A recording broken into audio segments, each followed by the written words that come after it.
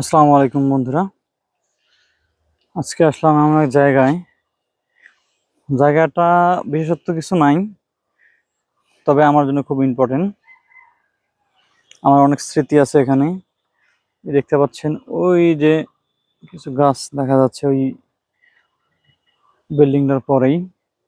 ওইটা আমাদের বাড়ি ছিল 2006 সাল পর্যন্ত। 6 সালে ওই জায়গাটা বিক্রি করে দেই, এর ভিতরে চলে যায় এলাকার। আর আমার ছোটবেলার সব স্মৃতি এখানে। এই যে এখানে একটা গাছ বাগান ছিল, এখন অনেক গাছে কেটে ফেলছে, কিছু গাছ আছে।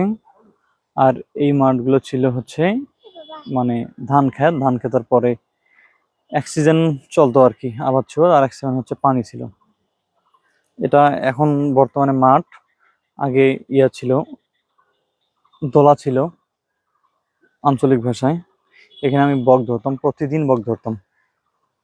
আর হচ্ছে এই পুকুরটা, এইখানে আমাদের হাজারো স্মৃতি। আমি এই যে এইখান থেকে শুরু করে এই দিক পর্যন্ত, ওই সাইডটা পর্যন্ত, এইখানে সর্বপ্রথম সাঁতার শিখি। সাঁতার যখন শিখি এখানেই শিখি। এই পুকুরটা দেখতে পাচ্ছেন আপনারা, এই পুকুরটায় আমাদের সব স্মৃতি এইখানেই।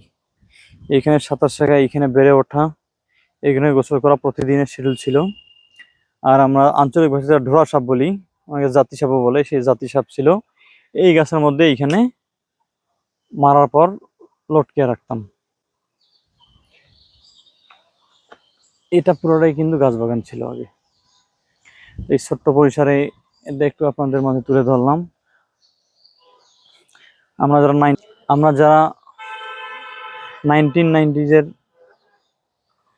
বয়সে আছি, আমাদের এই আশেপাশে রংপুর শহরের 3 নম্বর ওয়ার্ডে আমরা বসবাস করি। তা কিন্তু ম্যাক্সিমাম আশেপাশে কয়েকটা এলাকায় এই পুকুরে গোসল করতো। তখন এটা এখন বর্তমান খেলার মাঠ মাঠ না আর কি, মাঠে রূপান্তরিত করছে, আগে ছিল না। এগুলো হচ্ছে ক্ষেত ছিল, ধান ক্ষেত। আর ওইখানে ওই প্রাচীর ওইখানে দেখতে পাচ্ছেন, ওটা ছিল হচ্ছে একটা পাট ক্ষেত, ছোট্ট পরিচয় একটা পাতলা। ওইখানে আমি বর্ষা দিয়ে চ্যাং মাছ ধরতাম, চ্যাং মাছ বলি, টাকি মাছের মতোই। এখন দেখেন এই সাইডগুলোতে হচ্ছে শুধু বিল্ডিং, আগে ছিল না এত কিছু।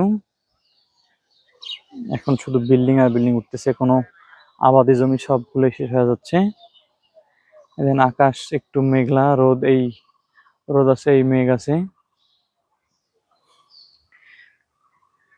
আর একজন আছে এই যে কন্টেন্ট ক্রিয়েটর মামুন সাহেব, বসে রিলস বানাচ্ছে। এতটুকু এই স্মৃতিটা তুলে ধরলাম আপনাদের মাঝে।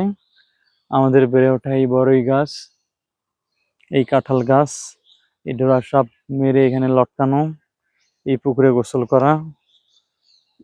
করার সময় হাড়ি ভাঙ্গা খেলা। এইবার থেকে ওই পারে যাইতাম, আসতাম, রেস করতাম আমরা সাঁতার দিয়ে। এই জেনারেশন তো বা জেন জি তো হচ্ছে সাঁতারই জানে না ম্যাক্সিমাম গুলোই। সবাই না, যারা গ্রামে বসবাস করে তারা জানে না। আমরা এমন এক জায়গায় বসবাস করি, আমরা গ্রামেরও আভাস পাইছি, শহরের আভাস পাইছি। আমাদের গ্রামও থাকতে কোনো সমস্যা হয় না, শহরেও থাকতে সমস্যা হয় না।